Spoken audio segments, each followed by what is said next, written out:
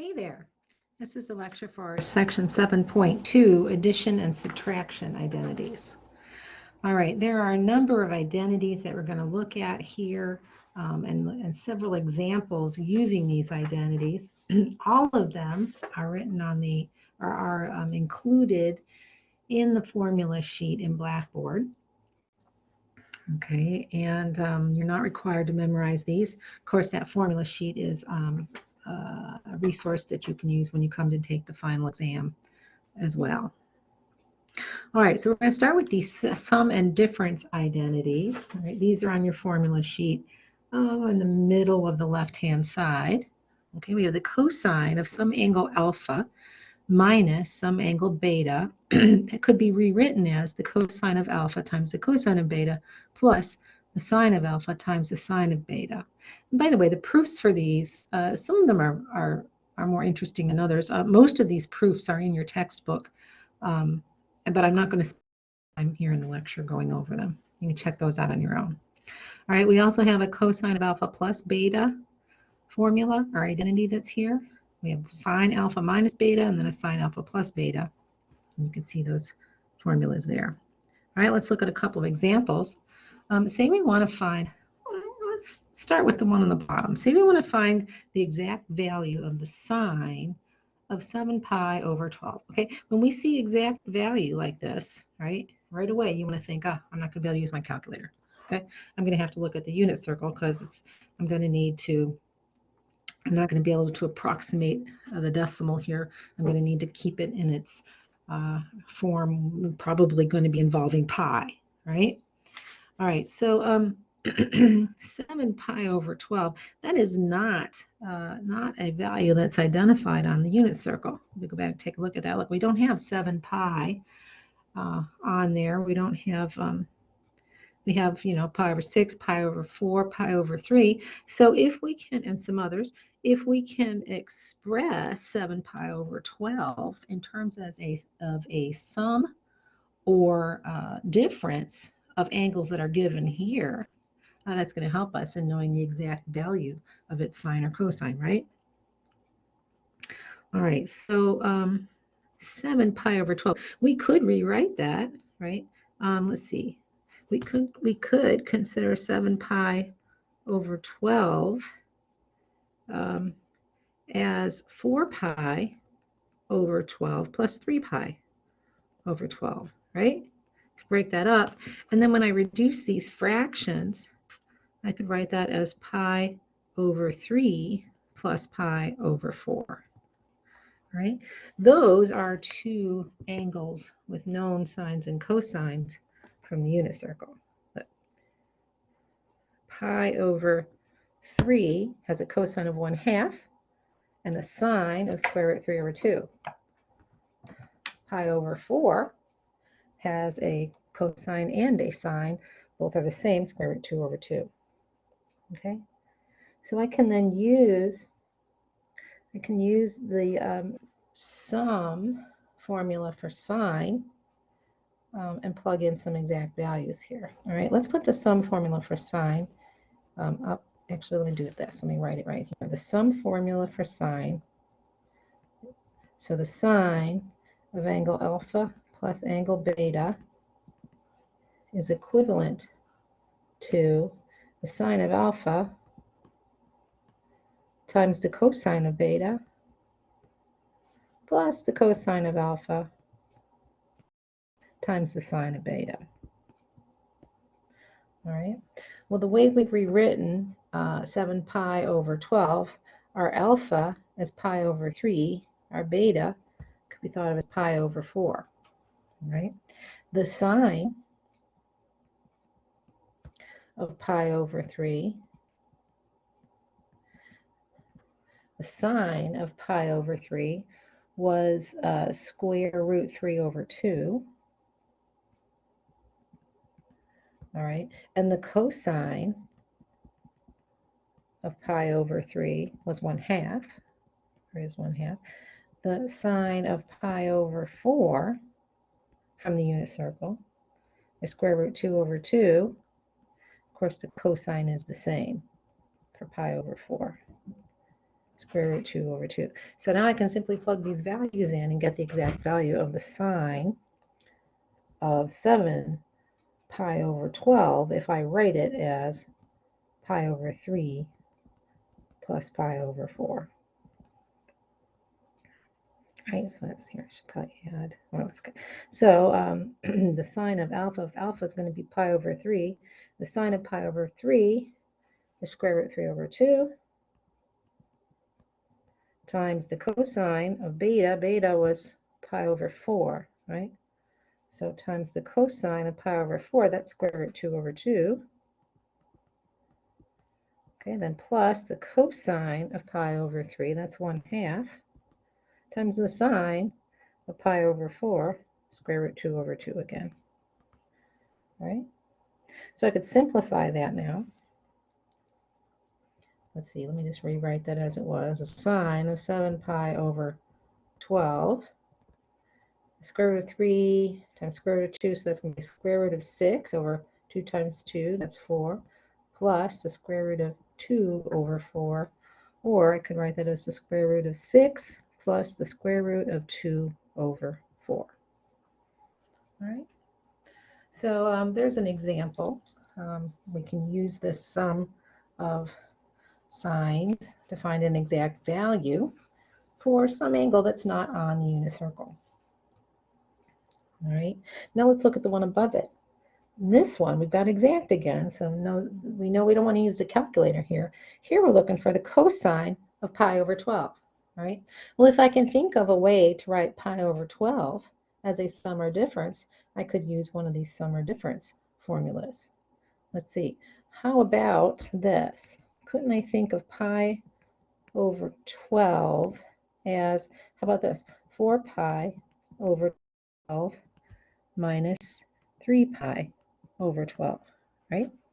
And those will reduce. 4 pi over 12 is just pi over 3, and 3 pi over 12 reduces to pi over 4, right? So I could rewrite the cosine of pi over 12 as the cosine of pi over 3 minus pi over 4. And I can use the difference formula for cosine. I know my exact values. I can use then the difference value for cosine to find the exact value of pi over 12, right? So what's the difference formula? Let's put that up in the corner. The difference formula for cosine, that's this one here. So if I write that up there, I can say the cosine of alpha minus beta is equal to negative 2 times the sine. Oops, I'm doing the wrong one. That's not right.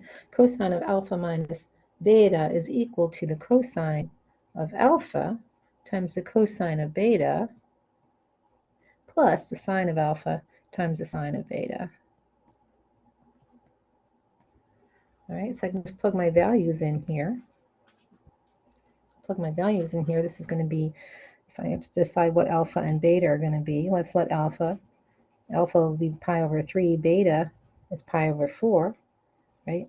So this formula then says the cosine of pi over 3 minus pi over 4, it's going to be the cosine of pi over 3 times the cosine of pi over 4 plus the sine of pi over 3 times the sine of pi over 4. Right? Cosine of pi over 3, that's 1/2. Cosine pi over 4, that's square root 2 over 2. Right? The sine of pi over 3, that's square root 3 over 2. And the sine of pi over 4 is square root 2 over 2. Oops.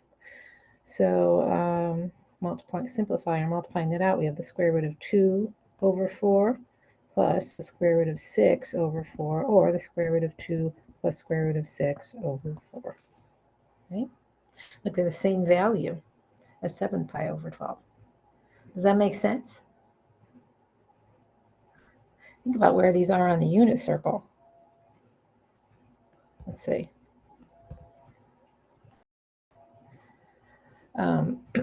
Pi over 12, that's about right there, right? There's pi over 12.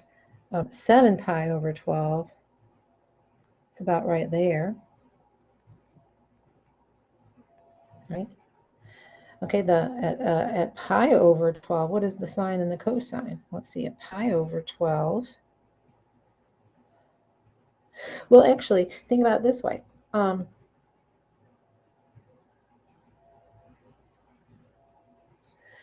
They're the same because the sine of one is the cosine of the other, and the cosine of one is the sine of the other. Because if I put these into a triangle, right, the two angles would be the two acute interior angles, with the other angle being the right angle. Okay. All right. So let's look at just a couple more examples using these identities. In this first example, rewrite the sign of x minus 3 pi over 4 in terms of sine x and cosine x. All right, well, we're going to do a difference with a sign, all right? So the pattern we want, or the formula that we want from the sheet, says the sine of alpha minus beta, right? X will be our alpha, 3 pi over 4 will be our beta, right? The sine of alpha minus beta is equal to the sine of alpha times the cosine of beta minus the cosine of alpha times the sine of beta. All right, so if we plug those values in here, let's see, the sine of x minus 3 pi over 4, it's going to be the sine of x times the cosine of 3 pi over 4 minus the cosine of x times the sine of 3 pi over 4. Okay, and we can simplify that because we can determine a value for 3 pi, an exact value for the cosine of 3 pi 3 pi over 4 and the sine of 3 pi over 4. Let's take a look back there at the unit circle. Where's 3 pi over 4? There it is right there. The sine is square root 2 over 2. The cosine is negative square root 2 over 2. All right. So we can substitute those values in. This will become sine of x times negative square root 2 over 2 minus the cosine of x times positive square root 2 over 2.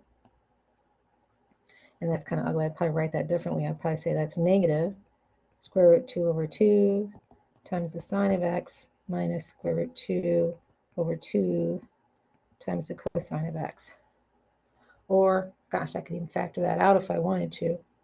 You know, it's kind of nonsense. We don't really need to do that. All right. So now let's look at this next example here. This is why we really, this is what we really do with these identities, is we use them to help solve equations.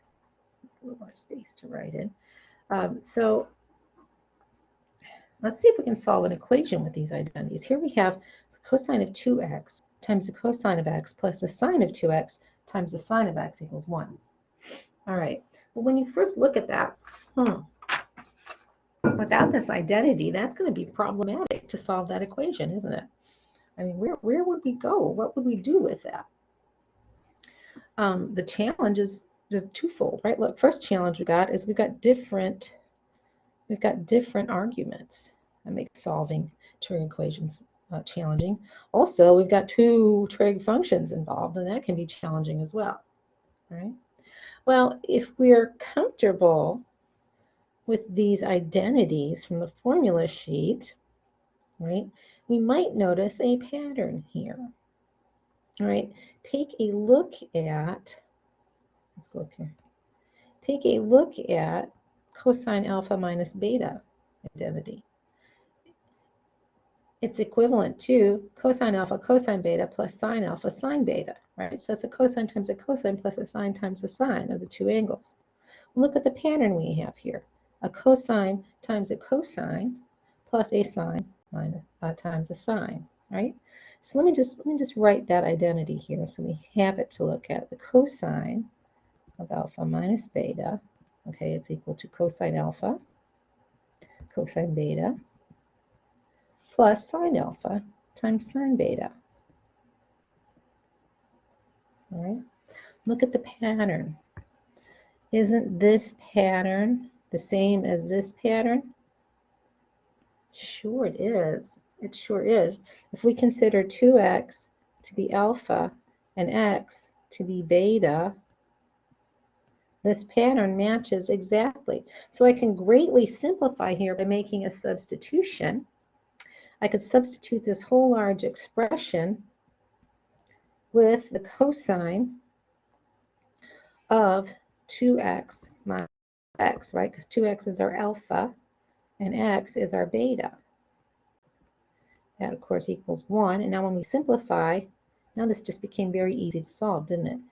2x minus x is just x, so the cosine of x equals 1, and that's really easy to solve, right? Inverse cosine of both sides. I don't even need to do that. You could use your calculator here, but look, I'm looking for the angle that has a cosine of 1.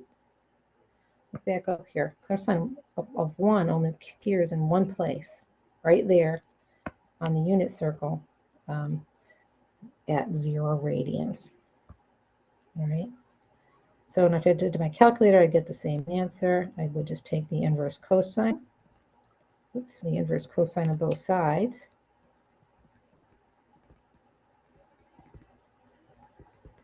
Right? And the inverse cosine undoes the cosine. So x is the inverse cosine of 1. Of course, our calculator is going to tell us that's 0. Inverse cosine of 1. And there we have it. Okay? All right. So let's look at another identity. This one is extremely valuable, or can be very valuable when solving equations as well. This identity allows us to rewrite a sum of a sine and a cosine as a sine. All right, solving an equation with both a sine and a cosine in it can be challenging, right? So this identity is nice. It lets us combine these into one sine. Okay, but there's some special things to consider here. All right, our format for the sine and sum of sine and cosine is m times the sine of bx, right? Where m is some coefficient to the sine, b is some coefficient to the variable in the argument for the angle measure, right? Plus n times the cosine of bx. So n is the coefficient of this cosine term, and it doesn't have to have one. It might just be 1, right? And then we rewrite it as a times the sine of bx plus c, where a can be found with the equation that a squared equals m squared plus n squared, right? And c can be found by using either the inverse cosine or the inverse sine, right, of m over a and n over a. All right. Now, you don't really need both the cosine and the sine equation here. You can use either one of them, but be careful, because it's important to note what quadrant you're working in, right? So you want to find out you want to write your ratio for the cosine and the sine. You want to write those ratios, because that's going to tell you what quadrant this angle C is in. Let's look at some examples of using this. All right, so we want to rewrite -3 times the sine of 5x plus 4 times the cosine of 5x as a single function in this form, a times the sine of bx plus c. All right, so let's identify, if we can, our m and our n.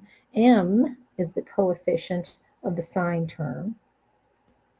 So for this equation, m is -3. All right, n is the coefficient of the cosine term. So for this equation, n is 4. b, of course, is 5. Note that for this to work, the arguments do have to be the same with the sine and the cosine. All right, so let's start by finding a. So a squared is equal to m squared plus n squared, right? So for this one, a squared is equal to -3 squared plus 4 squared. right? And that's 9 plus 16, which is 25. So if a squared is 25, then a has to equal square root of 25, which is 5. There's our a. Okay, so now we can find c using these two cosine, the sine and the cosine ratio, right? So the cosine of c is equal to m. That's our negative 3 over a. The a we just found is 5. Okay, and the sine of c is n over a. N, of course, is 4, so that'll be 4 over 5. All right, at this point, I like to note what quadrant I'm working in, right? So draw yourself a little unit circle and mark where your angle is going to occur. Angle C, it's got a negative cosine, right, and a positive sine. So what quadrant has a negative cosine? Over here, and a positive sine? Quadrant 2. So we know our angle is somewhere up here in quadrant 2. That's what our angle is going to look like. Don't know what it is yet, C, but it's going to be over here in quadrant 2. All right, so now let me go ahead and solve for C. Which one? Doesn't matter. Let's try the sine first, right? Now sine, if I solve for C with sine, that's going to be interesting, right? Because sine is restricted to quadrants 1 and 4. The domain of inverse sine, I should say, is restricted to quadrants 1 and 4, right? So I'm probably not going to get the answer that I want there, am I?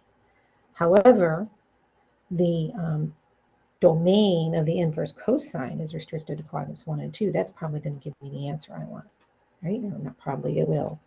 All right, so we'll take the inverse cosine of both sides. So C then is the inverse cosine of negative 3/5. Let's see what that is. Inverse cosine, negative 3/5. 2.2143 radians. And yep, that makes sense. That's that's going to be an angle that's in quadrant 2, right? So that's the C that I want. Just for the heck of it, let's see what the inverse sine of 4/5 is. We know that's going to be the angle in quadrant 1 or 4. Let's see what we get. Inverse sine of 4/5. We get 0.9273 radians. Okay, this is not the one that we want. That's in the wrong quadrant. It'll have the same reference angle, but it's not the C that we want in this equation, so we throw him out. We use this one. All right, so what is my equation here going to look like? A, or 5 times the sine of bx of 5x plus 2.2143. Okay. So you just need to be careful when you do an inverse cosine and inverse sine here. If you're not in quadrant 1, you're going to get 2 different answers. You want to use the one that's in the quadrant that we want to be in. All right. We knew we needed quadrant 2 because the cosine was negative and the sine was positive. Let's do one more example with this identity. Let's actually solve an equation with it. All right, so I have 3 times the sine of x plus the cosine of x. I need to combine those to solve this equation. So let's use this identity. We'll be rewriting them as a times the sine of bx plus c. All right, so we need our m and our n. Our m here is 3. What is the n? Just 1, right? Let's find a. A squared is 3 squared plus 1 squared. Right, that's 9 plus 1, or 10. So A is going to be the square root of 10. There's our A. All right, so what's the cosine of C? M. So that's 3 over the square root of 10. And the sine of C is n, or 1 over the square root of 10. All right, what quadrant am I in? The cosine's positive and the sine is positive, right? So I'm in quadrant 1. So this time when I use, it's somewhere over in quadrant 1. This time when I use the inverse cosine and the inverse sine, I should get the same angle measure, right? Because inverse cosine domain is restricted to quadrants 1 and 2. Inverse sine is restricted to 1 and 4. All right, so let's go ahead and do it. C is the inverse cosine of 3 over the square root of 10. It's also going to be the inverse sine of 1 over the square root of 10. What are those values? Let's see, put that there. Inverse cosine of 3 divided by the square root of 10. Here it is. 0.3218 radians. Okay. We should get the same value with sine. Let's make sure. Inverse sine of 1 divided by square root of 10. And there we have it. Okay, so that's good, but we still have to solve this equation, right? We've combined the sine plus this cosine. Now we need to solve this equation. All right, so let's see. I'm going to need a little more space. Let me erase that and do it here. So let me rewrite this. A times the sine of bx. So A was square root of 10.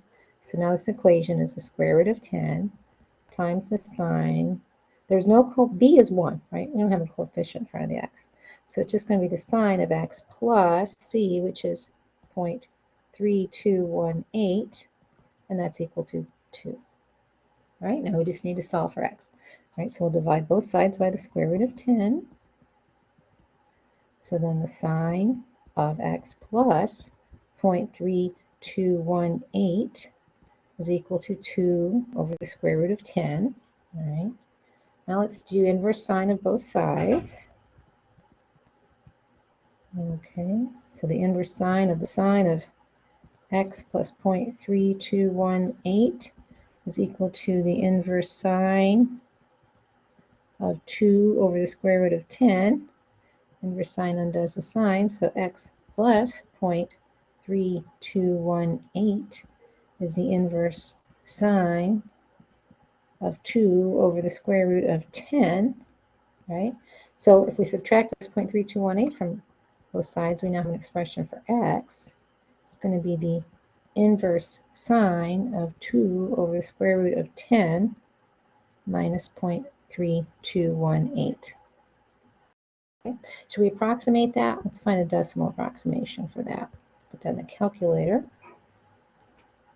Inverse sine of 2 divided by the square root of 10. Okay. And minus 0.3218.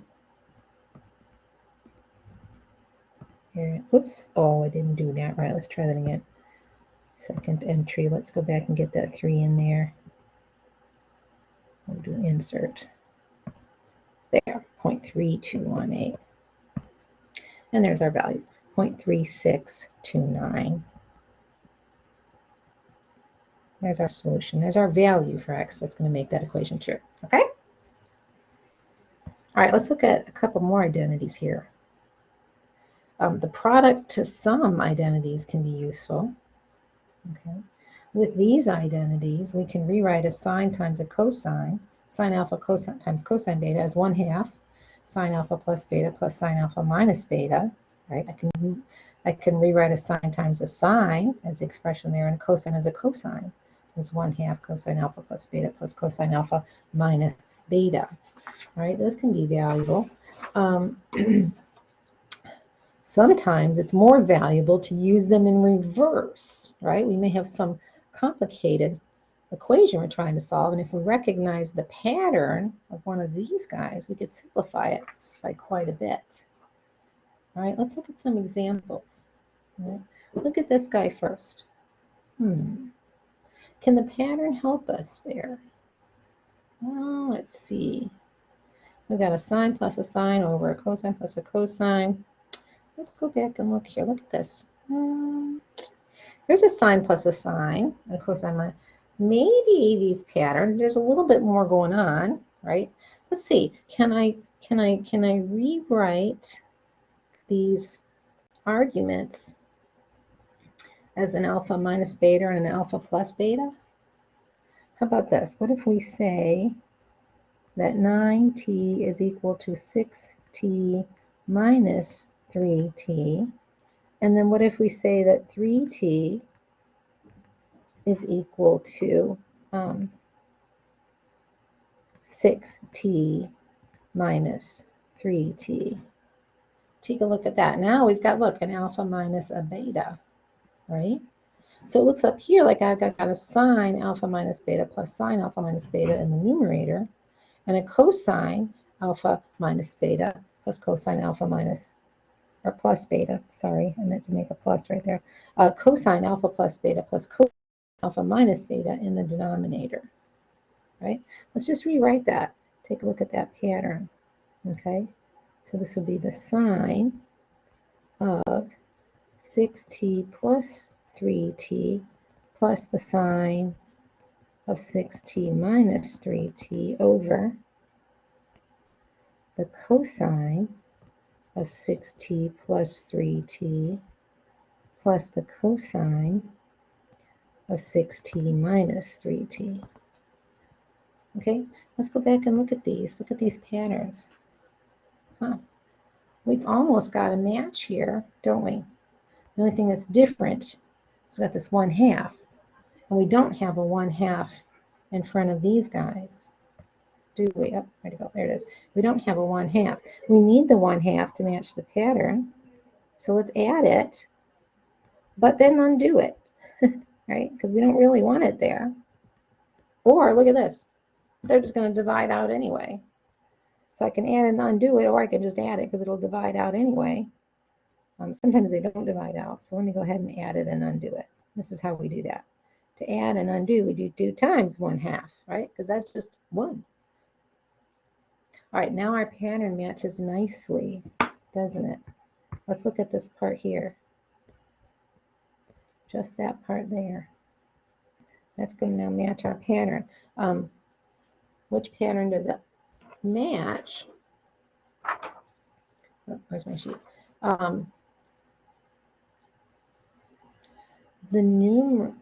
The numerator matches the pattern for him. I'm going to write it here. Sine alpha cosine beta, right? Because that's defined as 1/2 sine alpha plus beta plus sine alpha minus beta. So look at that pattern. That is the exact pattern of what we have here. Okay? And also, in this denominator, look at this denominator. The cosine of alpha times the cosine of beta is equal to 1/2 times the cosine of alpha plus beta plus the cosine of alpha minus beta. Right? That matches the denominator perfectly. All right, so we can use this to simplify, can't we? Let's substitute the longer, or kind of use that in reverse. Let's substitute this large expression with the more simplified expressions. Okay, and then we can rewrite that. And you know, honestly, we don't care about the 2 times the 1/2 anyway. So let's just go ahead and divide it out, not have something else that we don't have to write. Our numerator is going to become the sine of alpha, right, so these are equal, times the cosine of beta, right, because we're replacing that expression in with a simpler one. The denominator is going to become the cosine of alpha times the cosine of beta. We're replacing that longer expression with the shorter one. So we're looking beta. Now look, we can simplify this even further. The cosine betas divide out. And isn't a sine over cosine the same as a tangent? So we could then just rewrite, this as the tangent of alpha. Very simple. Isn't that nice? All right, the second example is using this. I'm going to have to erase this to get space here, but the second example is just using the formula to write this product as a sum.